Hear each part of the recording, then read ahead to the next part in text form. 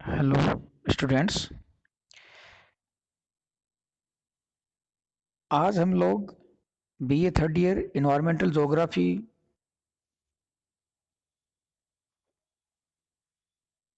General निवास विश्वविद्यालय के पार्ट सेकंड के अंतर्गत जैव भू रासायनिक चक्रों का अध्ययन प्रारंभ करेंगे। अब तक हम लोग पिछले जो वीडियोस थे उसमें इकोसिस्टम को कंप्लीट किया था और आज एक नया टॉपिक स्टार्ट होगा, बायो जियोकेमिकल साइकिल्स या जैव भू रासायनिक चक्र। अब चक्कर से आप समझ रहे होंगे ना, चक्कर कैसा होता है, हमारा गोल होता है। कहीं से भी कोई कड़ी टूटती नहीं है चक्कर की। जहां से चक्र प्रारंभ होता है वहीं पर आकर के क्या होता है, खत्म होता है।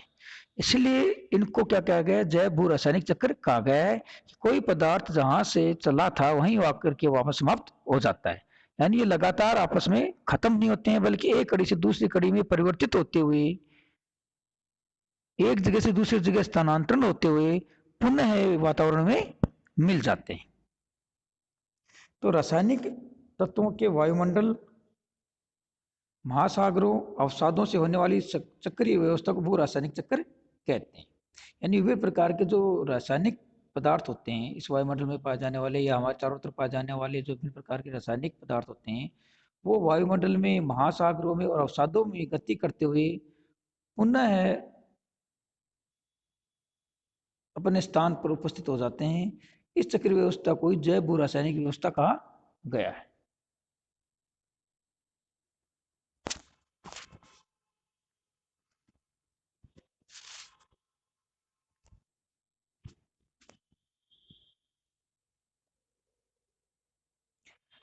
इन चक्रों के द्वारा अजैविक तत्वों का जैविक प्रावस्था के माध्यम से गमन होता है। यानी ये तत्व जो होते हैं विभिन्न प्रकार के रासायनिक तत्व अजैविक होते हैं, लेकिन इनका स्थानांतरण या गमन किनके द्वारा होता है, जैविक तत्वों के द्वारा होता है। तथा अंत में ये तत्व पुनः अजैविक दशा में लौट जाते हैं। यानी अजैविक होते हैं, जैविक तत्वों के द्वारा इनका स्थानांतरण होता है और पुनः ये किसमें बदल जाते हैं, अजैविक तत्वों में बदल जाते हैं। यानी अजैविक, जैविक और अजैविक, इन चक्रों में ऊर्जा का संतरण एक दिशीय न होकर के चक्रीय होता है। यानी ऊर्जा का संतरण एक साइड में नहीं होता, बल्कि दोनों साइडों में ऊर्जा का क्या होता है, गति या स्थानांतरण होता है। पौधों को पर्यावरण से प्राप्त खनिज तत्व पुनः पर्यावरण को प्राप्त हो जाते हैं। यानी पौधे जो विभिन्न प्रकार के खनिज पदार्थों को पर्यावरण से ग्रहण करते हैं, पौधे जड़ों के द्वारा अपने विभिन्न प्रकार के जो रंग होते हैं उनके द्वारा वातावरण से जो विभिन्न प्रकार के रासायनिक पदार्थों को ग्रहण करते हैं, पोषक पदार्थों को ग्रहण करते हैं, वो रासायनिक पदार्थ उनके विघटन के साथ ही दोबारा किसमें मिल जाते हैं, वातावरण में मिल जाते हैं। यानी पौधे जो पर्यावरण से विभिन्न प्रकार के पदार्थों को ग्रहण करते हैं वो दोबारा कहीं कहाँ पर पहुंचा देते हैं, वो दोबारा से पर्यावरण में ही पहुंचा देते हैं। पादपों द्वारा इन खनिजों को ग्रहण करने पर पुनः पर्यावरण को लौटा देने की क्रिया कई जीवों और भौतिक रासायनिक घटनाओं द्वारा संपन्न होती है। इस प्रकार खनिज प्रवाह के इन चक्रों को जैव भू रासायनिक चक्र कहते हैं। यानी पादप जो विभिन्न प्रकार के खनिज पदार्थ वातावरण से ग्रहण करते हैं और उन खनिज पदार्थों को पुनः वातावरण में लौटा देते हैं, तो ये एक प्रक्रिया होती है। ये प्रक्रिया कई चरणों से होकर गुजरती है। तो इस संपूर्ण प्रक्रिया को जैव भू रासायनिक चक्र कहा जाता है। बोटकिन एवं केलर महोदय ने बताया कि पृथ्वी के वायुमंडल, महासागरों एवं अवसादों से होकर रासायनिक तत्वों के चक्रण को जैव भू रासायनिक चक्र कहते हैं। फुले नेवी के अनुसार जैव भू रासायनिक चक्र वृहद स्तरीय चक्र होते हैं, जिनके द्वारा अजैविक तत्वों का जैविक प्रावस्था से होकर के गमन होता है। अंत में ये तत्व पुनः अजैविक अवस्था में आ जाते हैं। फुले नेवी महोदय के अनुसार क्या होता है, जैव भू रासायनिक चक्र वृहद स्तरीय बहुत बड़े स्तर के होते हैं, जिनमें विभिन्न प्रकार के अजैविक पदार्थ जो होते हैं वो जैविक प्रवावस्था से, यानी अजैविक पदार्थ को कौन ग्रहण करता है, जैविक तत्व ग्रहण करते हैं, और वहां से पुनः जब जैविक पदार्थों का मृत्यु हो जाती है या उनका अपघटन हो जाता है तो ये पुनः कहाँ पर मिल जाते हैं, आपको वातावरण में मिल जाते हैं।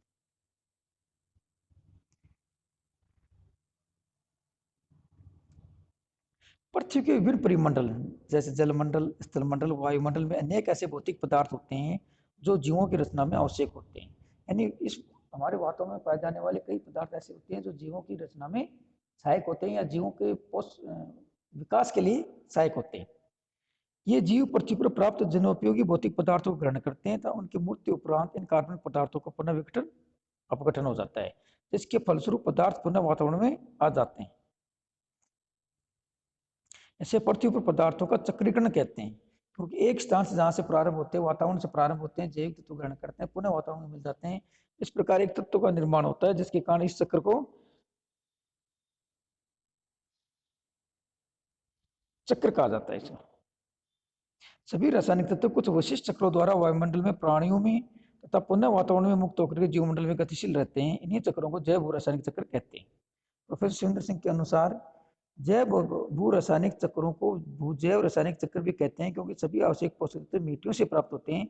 इन पौधों की जड़ें जड़ प्रसारण की प्रक्रिया से प्राप्त करती हैं। यानी डॉक्टर सुरेंद्र सिंह बता रहे हैं कि इनको जो जैव भू रासायनिक चक्र है, उनको भू रासायनिक चक्र भी कह सकते हैं, क्योंकि सभी प्रकार के जो पोषक पदार्थ हैं उनका माध्यम क्या होते हैं? मिट्टी होती है। सारे जो पदार्थ होते हैं मृदा में प्राप्त होते हैं। मृदा से पदार्थों को विभिन्न प्रकार के जैविक पदार्थ ग्रहण करते हैं और पुनः मृदा में मिल जाते हैं। पारिस्थितिकी तंत्र में चक्रीकरण, साइक्लिंग इन इकोसिस्टम्स। जीवों को जटिल कार्बनिक पदार्थ पौधों से प्राप्त होते हैं। यानी जीव भोजन का निर्माण कौन करता है? पौधे। पौधे प्रकाश की सहायता से, प्रकाश संश्लेषण की क्रिया द्वारा ऑक्सीजन और जल के द्वारा अपना भोजन का निर्माण करते हैं। और पादप अपना भोजन का किससे ग्रहण करते हैं? पौधों से ग्रहण करते हैं। तो जीवों को जटिल कार्बनिक पदार्थ पौधों से प्राप्त होते हैं। हरे पादप भूमि से खनिज तत्वों को प्राप्त करके सौर ऊर्जा की सहायता से जटिल कार्बनिक पदार्थों का सर्जन करते हैं। ये जटिल कार्बनिक पदार्थ सभी उपभोक्ताओं को पौधों से प्राप्त होते हैं। इससे सूर्य से प्राप्त ऊर्जा रूपांतरित होकर के कार्बनिक पदार्थों में जमा हो जाती है। पादप एवं जीव जंतु मृत्यु के उपरांत जीवाणु एवं कवक आदि अपघटकों की जैविक क्रियाओं के द्वारा मृत जीव के कार्बनिक पदार्थ विघटित हो जाते हैं, जिसके फलस्वरूप पदार्थ का कुछ भाग अपघटकों के शरीर के निर्माण में लग जाता है।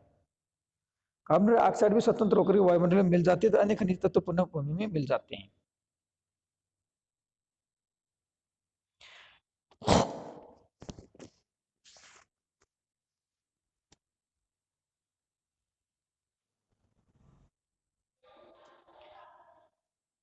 पारिस्थितिक तंत्र में विभिन्न जैविक और अजैविक तत्व पदार्थ पोषक पदार्थों का संचरण ऊर्जा प्रवाह के माध्यम से होता है।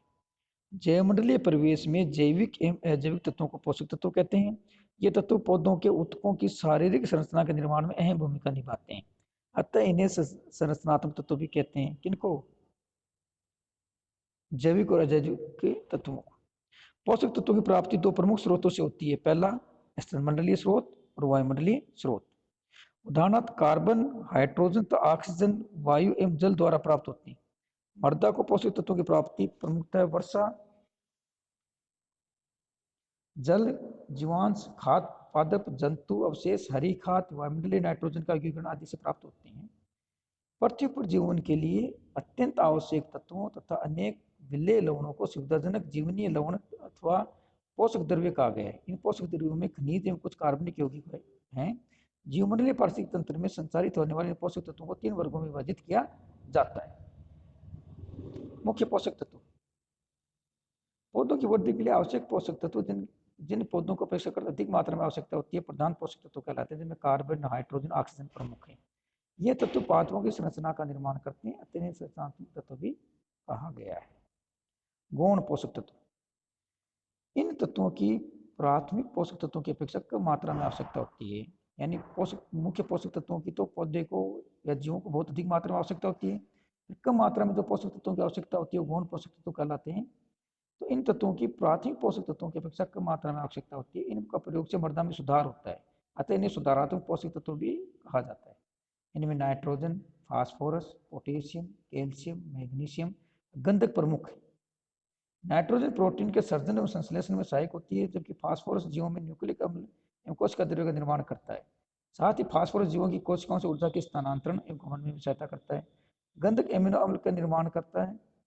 कैल्शियम कोशिकाओं को मजबूत बनाता है और मैग्नीशियम क्लोरोफिल का सर्जन करता है। यानी विभिन्न प्रकार के तत्वों के फायदे बताए गए हैं कि कौन सा तत्व क्या काम करता है। नाइट्रोजन प्रोटीन कब निर्माण में काम आता है। फास्फोरस न्यूक्लिक एसिड और कोशिका द्रव्य के निर्माण में काम आता है। फास्फोरस जीवों की में ऊर्जा के स्थानांतरण के लिए काम में आता है। गंधक जो होता है, सल्फर जो होता है, एमिनो अम्ल के निर्माण में आता है। इस प्रकार के विभिन्न प्रकार के जो तत्व होते हैं उनका पौधों में और पादपों में अलग अलग कार्य होता है। तीसरा, सूक्ष्म पोषक तत्व। इनके पौधों को बहुत कम मात्रा में आवश्यकता होती है। पौधों को लगभग 100 सूक्ष्म पोषक तत्वों की आवश्यकता होती है, जिनमें सर्वाधिक महत्व वाले पोषक तत्वों में बोरान, लोहा, तांबा, मैंगनीज, जस्ता, क्लोरीन, मोलिब्डेनम, कोबाल्ट, सिलिकॉन और वेनेडियम प्रमुख हैं। जीवमंडलीय पारिस्थितिकी तंत्र में रासायनिक तत्वों के अतिरिक्त जैविक अथवा कार्बनिक तत्वों के पोषक तत्वों के संचरण और चक्रण में सहभागी होते हैं। इन जैविक तत्वों में जीवित एवं मृत पादपों जंतुओं के विघटित एवं वियोजित अंशों तथा जीव जंतुओं के अपशिष्ट पदार्थों को सम्मिलित किया जाता है। पोषक तत्वों की अपेक्षित मात्रा से अल्पता प्राथमिक उत्पाद पर सीमाकारी प्रभाव डालती है। यानी यदि आवश्यकता से कम पोषक तत्व मिलते हैं तो वो विभिन्न प्रकार के समस्या जीव जंतु और पादपों में उत्पन्न करते हैं। ईपीओडियम ने जैव रासायनिक चक्रों में जीवन के लिए आवश्यक तत्वों व अकार्बनिक यौगिकों के प्रवाह को खनिजों का चक्रीय प्रवाह कहा है। इस प्रवाह को दो भागों में बांटा गया है, रिजर्वियर पुल और साइकिल पुल। रिजर्वियर पुल बड़े तथा मंद गतिशील होता है तथा यह जैविक घटक होता है, इसे विशाल जैविक कुंड भी कहते हैं। चक्रीय कुंड छोटे किंतु सक्रिय घटक होता है तथा वातावरण तथा प्राणियों के मध्य विनयशील होता है। ओडम महोदय ने जैवमंडल को एक संपूर्ण वृद्धि इकाई मानते हुए जैव रासायनिक चक्रों को दो वर्गों में विभक्त किया है। ये निम्नलिखित है। पहला, गैसीय चक्र। इसमें नीचे रिजर्व पुल वायुमंडल या जलमंडल होता है। इसमें कार्बन चक्र, नाइट्रोजन चक्र, ऑक्सीजन चक्र और जल चक्र को सम्मिलित किया जाता है। फिर अवसादी चक्र। इसमें नीचे कुंड स्थलमंडल होता है। इसमें उन पोषक तत्वों का चक्रण होता है जिनका विशाल कुंड एवं लघु द्रव्य कुंड भूमि स्थित मृदा या सागरीय प्रपट्टी या अन्य जलाशयों की प्रपट्टी में पाया जाता है। अवसादी जैव रासायनिक चक्रों का भ्रमण पथ भूमि से संबंधित होने के कारण अपूर्ण होता है। तो स्टूडेंट्स, आज हमने जैव रासायनिक चक्रों के बारे में सामान्य बात करी। जैव रासायनिक चक्र होते क्या हैं, इनको जैव रासायनिक चक्र नाम क्यों दिया गया, पोषक तत्व क्या होते हैं, कार्बनिक तत्व क्या होते हैं, पौधों और जंतुओं को कहाँ से प्राप्त होते हैं और वातावरण में कहाँ पर होते हैं, किस प्रकार से इनका गमन होता है और किस प्रकार से पुनः वातावरण में मिल जाता है, एक पूरा साइकिल कंप्लीट हो जाता है। कल से हम अलग अलग प्रकार के जो पोषक तत्व होते हैं, पोषक तत्व अलग अलग प्रकार के जो जैव भू रासायनिक चक्र है उनका अध्ययन प्रारंभ करेंगे।